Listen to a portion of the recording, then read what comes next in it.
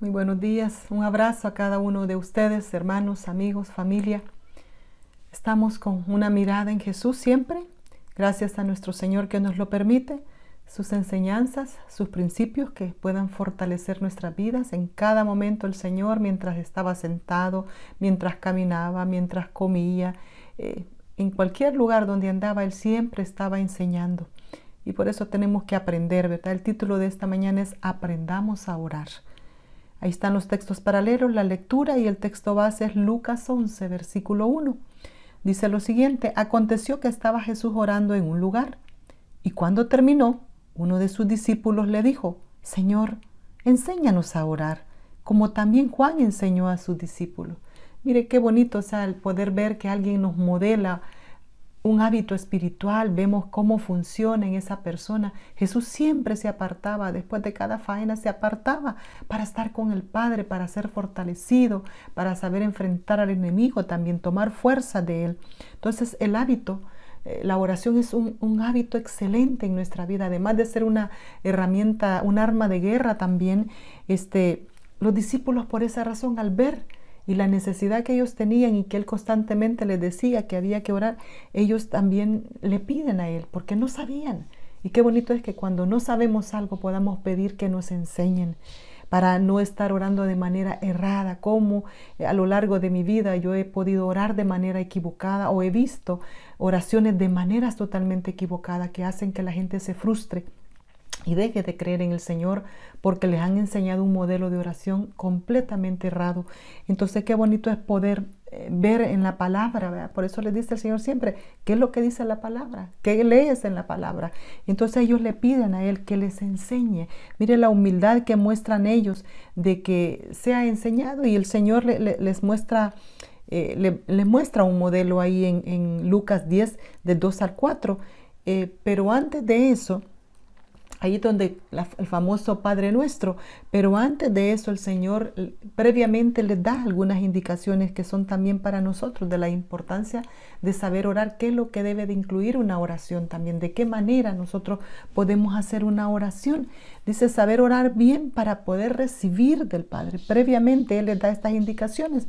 Ahí vemos en Mateo algunas de ellas, Mateo 6, versículo del 5 al 8, donde les dice que no sean hipócritas, que no llamen la atención, porque ellos lo hacían parado para que todo el mundo los viera, o se paraban en la calle y se ponían a orar. No significa que no podamos orar en la calle, sino que la motivación de ellos era de esa manera, públicamente, para ser vistos como fariseos que eran, y que le da otra indicación, que lo hagan a puerta cerrada, en la intimidad con el Padre, porque quien le interesa escuchar nuestras oraciones, nuestras palabras, es a Dios, porque Él conoce nuestra necesidad y es Él quien va a darnos a satisfacer esas necesidades. Que no usen, dice, huecas repeticiones, o sea, palabrerías, huecas que no salen del corazón, sino que las han escuchado en otro lado, o cada vez que se dirigen al Padre son las mismas peticiones. Yo escuchaba antes a una persona que siempre repetía lo mismo, y yo decía, esas son huecas sutilezas, o sea, huecas palabras, vanas repeticiones. Y yo traté de cuidarme de no hacer eso, de no utilizar repeticiones en las palabras que uno hace, sobre todo para no que algo que saliera de lo más profundo del corazón, y a veces nos cuesta eso. Pero esa es la indicación que da. También ahí en Mateo 7, del 7 al 11, dice que hay que pedir para recibir, que no tengamos miedo de pedir, que hay que insistir, dice ahí en el resto de la historia, y en Lucas 11, del 5 al 13, que hay que insistir para recibir. Y hace las comparaciones de si a los humanos nos insisten, nosotros pues por amor lo hacemos aún siendo humanos y pecadores. ¿Cómo no nuestro Padre nos va a responder? Claro que muchas veces nosotros queremos que Él nos responda conforme nosotros estamos pensando, pero tenemos que recordar que Él tiene el control de todo, que si nosotros pedimos conforme a su voluntad, Él conforme a su voluntad nos va a responder. Y siempre decimos, Él nos va a decir no, espera o sí, pero siempre queremos nosotros recibir sí.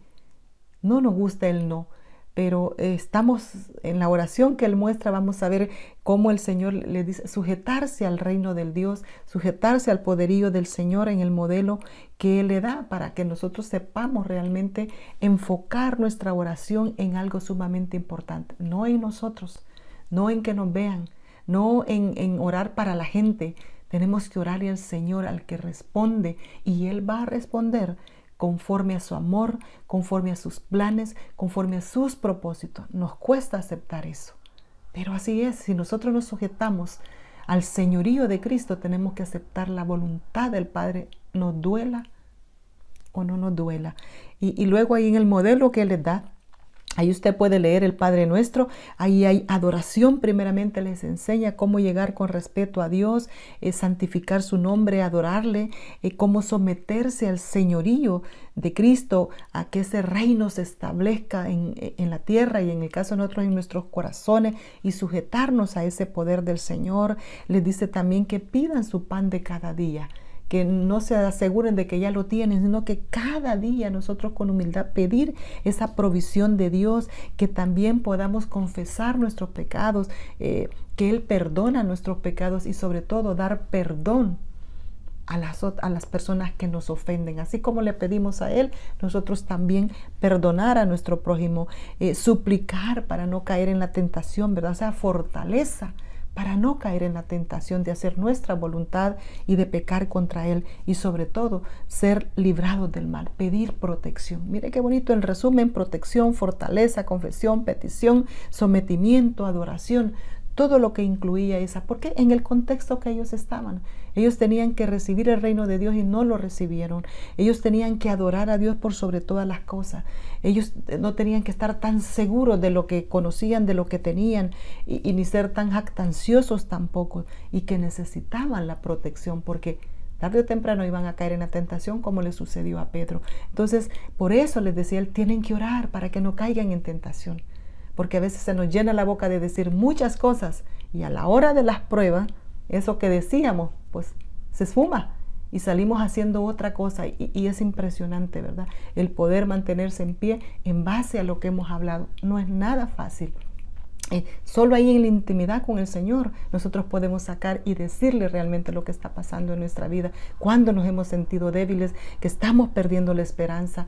Esos momentos de intimidad son para eso, porque Él ya conoce nuestras necesidades. No podemos engañarlo, no tenemos que ser hipócritas en las cosas que digamos solo para que la gente oiga, sino que es Dios que sabe lo que necesitamos, y en base a eso también nosotros pedirle conforme al modelo que Él nos dio. Ese es un modelo de cómo, y más adelante Él nos sigue diciendo que conforme a su voluntad tenemos que pedir también. Así que mi amigo, mi hermano, cada enseñanza de Jesús a los discípulos es una enseñanza también para nosotros ahora en el contexto nuestro, ¿verdad? Que varían algunos detalles, pero el principio es igual. Tiene que ser con humildad, y eso es lo que yo he aprendido ahí, cuán importante es tener ese hábito de la oración, pedir que nos enseñen y enseñar también a otros, también que esas oraciones vayan dirigidas con humildad al Padre y con respeto, con sumisión y con entendimiento también, acompañado de sinceridad, palabras que salgan del corazón. Que Dios te bendiga.